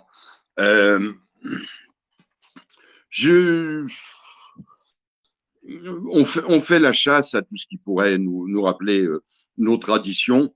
Bon, bah, il faudrait être bien naïf pour ne pas comprendre que si on veut nous faire oublier nos traditions, c'est pour nous en imposer d'autres. Voilà, donc c'est dans leur logique.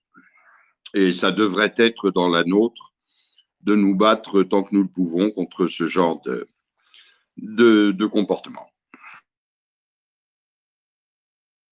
Merci beaucoup pour votre réponse, Baddaf. Je vois que Marc Casanova lève la main. Marc Casanova qui est aussi un habitué de l'émission. Marc Casanova, vous pouvez vous exprimer en appuyant sur le petit bouton bleu.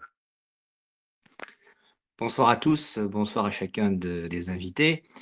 Euh, un petit bonsoir spécial à Ipona, nous nous connaissons, nous nous sommes rencontrés au mois de mai et nous avons mangé au restaurant All Kings. Donc je pense qu'Ipona, tu vois de qui il s'agit quand je te pose cette question ce soir. Est-ce que tu pourrais nous parler de ta chaîne AV Europa, nous donner quelques détails sur le contenu et l'objet de ce programme? Merci par avance.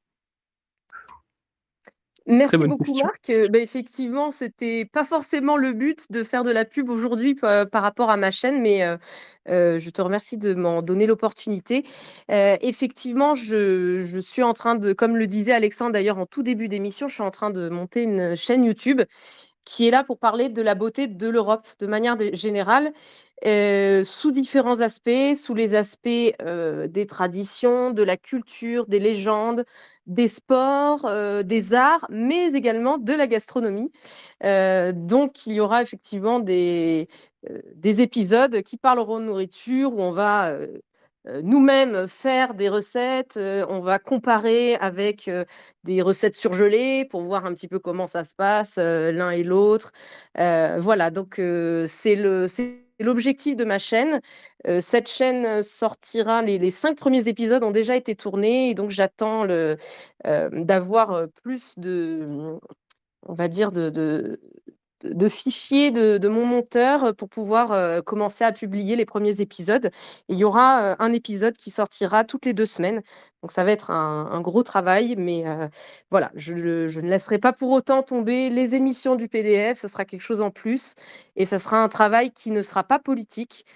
Qui sera alors politique en soi, dans le sens où on fait la promotion de la culture, etc. Mais il n'y aura pas d'intervention politique derrière. Il y aura des invités qui pourront être totalement politisés ou quoi que ce soit, mais la chaîne en elle-même ne sera pas engagée politiquement. Voilà. Absolument, et sachez d'ailleurs que, comme vous le savez, toutes les émissions du Parti de la France sont en rediffusion sur YouTube. Et bien évidemment, vous retrouverez en haut de la description la chaîne d'Epona, évidemment, AV Europa. Parce qu'il y a plusieurs chaînes, mais je parle de celle d'AV Europa. Merci beaucoup. Ah bah, c'est bien normal, c'est bien normal. Je vois, je ne sais pas si je prononce bien, Dimi qui lève la main. Donc Dimi, je vous donne la parole. Dimi, vous pouvez vous exprimer en appuyant sur le petit bouton. Oui, bonsoir. J'ai vu récemment, vu qu'on parlait de patrimoine, que apparemment l'État veut réquisitionner un château dans les Yvelines pour y accueillir des clans d'eau. Et je veux avoir votre avis là-dessus pour tout le monde. Commençons par Baddaf ou Yanis Morio, on ne vous a pas entendu depuis quelques temps. Baddaf, vous le souhaitez? Oui, j'ai vu cette information. On est, écoutez, on est très heureux et très fiers de pouvoir offrir un des patrimoines de notre culture à ces gentils enrichisseurs, dont il ne faut pas oublier que ce sont leurs ancêtres, bien entendu, qui ont construit ce château, n'est-ce pas? Ça me semble évident. Donc c'est un juste retour des choses. Et voilà, sinon trêve de plaisanterie. Eh bien, nous penserons là en ce moment. Enfin, je sais depuis hier, j'ai une de mes amis, c'est un grand mot, mes contacts, copines, qui va être foutue à la porte de chez elle avec son fils mineur juste avant Noël. Là, dans son cas, paraît-il, il n'y a pas d'histoire de trêve hivernale, mais je suis persuadé que elle a peu de chance, si elle va frapper à la porte du château, d'être accueillie. Elle est certainement trop blanche, trop française et trop travailleuse pour ça. Eh ben, voilà. Mais on est tout ça dans une éternelle logique, illogique et ridicule. Yanis Morio, perquisitionner des châteaux pour y loger des clandestins vous semble un geste humaniste, je pourrais même dire, et altruiste? Passer l'information, effectivement, c'est pas la première fois. J'avais même vu passer une photo sur les réseaux sociaux où on voyait tous ces sympathiques jeunes gens, il n'y avait aucune femme, bizarrement, comme à chaque fois, qui étaient dans un magnifique château. Il y avait un clavecin, il y avait la toile de Jouy au mur, mobilier Louis XIV, enfin, tout était splendide. Et eux, ils étaient là, ça, un peu hébétés, en train d'écouter du rap, assis de manière, comment ça soit ni chez eux ni chez nous d'ailleurs, vraiment avachis bizarrement sur du beau mobilier. Enfin, c'est vraiment le choc des cultures, quoi. C'est presque, enfin, je sais même pas ce qui se passe dans la tête des gens qui disent: «Tiens, on va leur réquisitionner un château». Ça n'est même pas pratique outre mesure pour loger des gens comme ça. C'est vraiment, enfin, il y a vraiment un intérêt derrière. Je fais le candide en disant: «Je comprends pas pourquoi», voilà, mais en vérité, oui, c'est vraiment un esprit vicieux de dire: «On va les mettre là, on va déposséder, les Français de leur héritage pour mettre le nouveau, le tout autre, le grand remplaçant». C'est voilà, enfin, c'est vraiment le symbole est criant et puis ça va se poursuivre. Après, ce sera sûrement dans les châteaux de la Loire. Maintenant, de toute façon, ils sont dans les villages, hein. Salutations à nos amis de Callac. C'est, voilà, bah, au pied de chaque clocher, il y aura, jadis, il y avait un coq, maintenant, il y aura son migrant, c'est son tchadien, son comorien, son somalien. C'est, voilà, la France des donjons et des clochers et des migrants. Dire, il y a combien d'habitants en Somalie, Yanis Morio, selon vous? Je n'ai pas le chiffre exact non plus. D'ailleurs, je pense même qu'ils ne le savent pas eux-mêmes. Parce que ça m'amuse quand on voit les statistiques de l'ONU, alors qu'on ne sait même pas nous-mêmes pour la Seine-Saint-Denis, alors qu'on est quand même la France avec un institut, l'INSEE, qui sont quand même assez compétents normalement. On n'est même pas à quelques milliers près au courant exactement du nombre d'habitants. Alors, dans ces pays, en plus la Somalie, ce qu'il faut savoir, c'est qu'il y a 3 entités en vérité. Bon, il y a la Somalie reconnue par l'ONU, il y a le Somaliland qui est en passe d'être reconnu, enfin, qui est reconnu par d'autres États, qui est une république sécessionniste. Et puis il y a même le Puntland, qui lui est pas reconnu par grand monde. Et donc voilà, ils se font la guerre. Il y a des bouts qui appartiennent à telle république sécessionniste, qui sont pas reconnus comme leur appartenant. Enfin, c'est un point chaud de la planète, hein, en géopolitique, mais d'ailleurs très bien situé au niveau des passages. C'est pour ça qu'il y a de la piraterie. Beaucoup de porte-containers passent par là. D'ailleurs, ils vont peut-être bientôt arrêter depuis qu'il y a eu les problèmes dans le canal de Suez. Mais bon, voilà, enfin, je veux dire, pour répondre simplement à la question, combien il y a d'habitants, je pense qu'ils ne le savent pas eux-mêmes. Moi, je le sais, si vous voulez savoir. Vas-y, ça m'intrigue. 500 grammes. D'ailleurs, oui, il y avait quelqu'un qui tient une crêperie, alors il n'a pas pu le refaire depuis, mais il avait trouvé la chose assez amusante. Il donnait des noms de régions à chaque crêpe. Alors, il y avait la normande avec un peu de crème, voilà. Et puis il en avait celle qui était nature, il l'avait appelée la somalienne. C'est humour très noir, mais bon, je pense qu'il aurait plus le droit aujourd'hui de faire ça. Effectivement, effectivement. Humour très noir, c'est le cas de le dire, tellement noir qu'il touche la CAF. Mais cependant, ça m'a fait beaucoup rire parce que c'était juste une petite question comme ça pour rigoler, pour faire la blague combien il y a d'habitants en Somalie, et vous êtes parti, Yanis Morio, dans une grande explication. Mais ça montre que vous savez parler sur tout, et ça, c'est bon à savoir. Non, la vraie réponse, c'est 16 millions d'habitants. Mais c'était juste une blague par rapport au poids, que je trouvais amusant. Il y a eu un débat, qui m'a fait beaucoup rire. Oh, comment, excusez-moi, Yanis Morio? 16 millions d'habitants là-bas, mais combien partout? Ah, ça, et ben ça c'est comme en Algérie, ça. Petit débat qu'il y a eu, moi j'aimerais avoir votre réponse là-dessus, petit débat qu'il y a eu avec Epona et Thomas Joly. Quand est-ce que vous fêtez Noël? Le 24 décembre ou le 25 décembre? J'aimerais savoir. Chacun. On commence par Yanis Morio, ensuite Baddaf, ensuite Epona. Alors les 2 jours, en fait, c'est dans la continuité, bon, on dort un peu entre les 2, mais il y a le réveillon le 24 décembre et le 25, bah, c'est le jour de Noël. Liturgiquement d'ailleurs, la messe de minuit, bon, est censée être à minuit. Maintenant dans le nouveau rite, elle est souvent, des fois même à 5 heures, bon, mais donc oui, c'est une continuité, en fait. Donc vous fêtez les deux, vous personnellement Ah oui, oui, on fait un réveillon et puis on remange et puis il y a la fête, voilà, de Noël liturgiquement, et puis normalement, techniquement, comme c'est une fête à octave, ça dure tous les autres jours suivant Noël, moins Très solennel. bien. Et Baddaf, vous fêtez Noël 24 ou le 25? Ou les deux? Oh, les deux.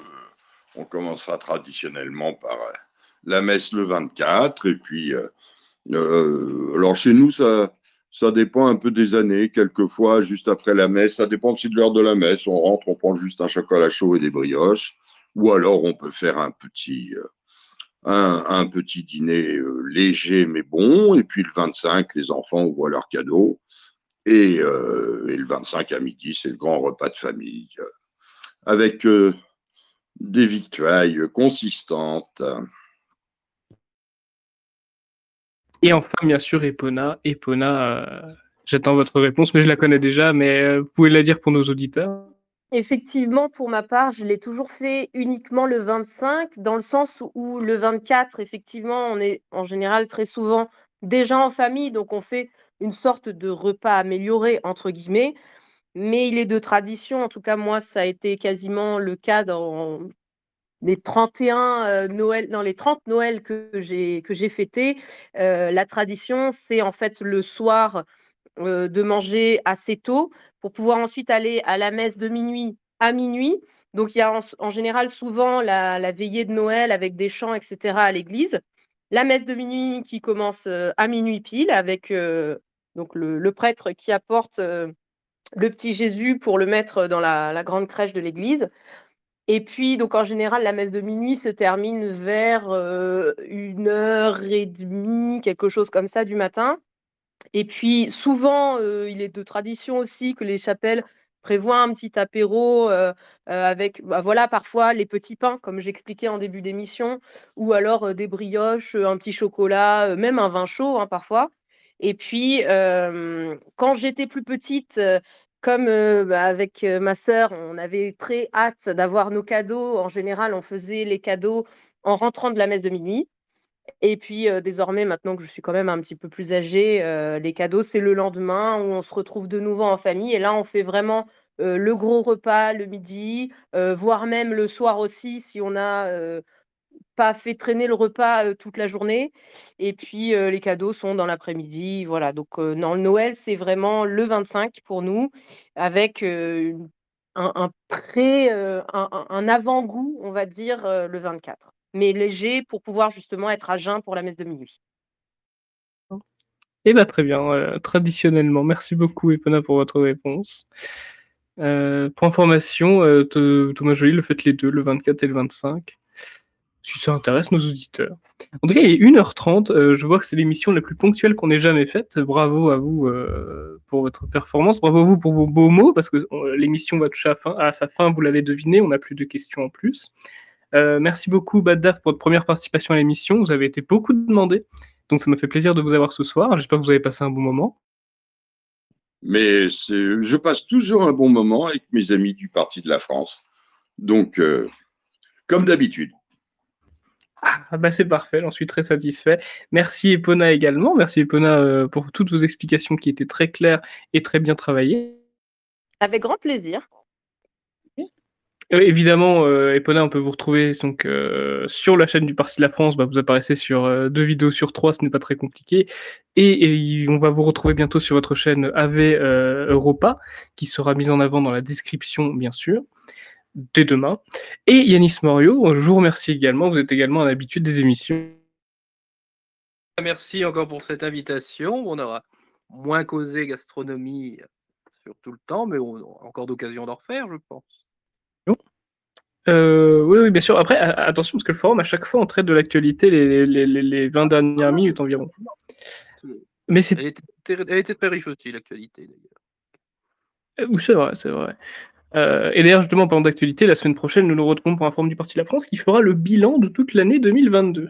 Donc ça risque d'être intéressant, parce qu'en 2022, il y a eu quand même pas mal de choses en France. Mais ça, je ne vous en dis pas plus, ce sera pour la semaine prochaine. Vous pouvez retrouver l'émission directement en rediffusion sur le canal du Parti de la France, n'hésitez pas, ça permet d'en parler autour de vous, ainsi que dès demain sur notre chaîne YouTube. D'ailleurs, j'ai vu que le dernier forum du Parti de la France a fait énormément de visibilité, 3000 vues. Je tenais à vous en remercier également pour vos partages, vous voyez, ça sert. Et je vous souhaite une très bonne soirée, bien évidemment, joyeux Noël, joyeux réveillon, et à la semaine prochaine. Au revoir tout le monde. Merci beaucoup, bonne soirée et joyeux Noël. Noël à tous et mangez bien. Et buvez bien, avec modération, mais de la qualité. Joyeux Noël à tous.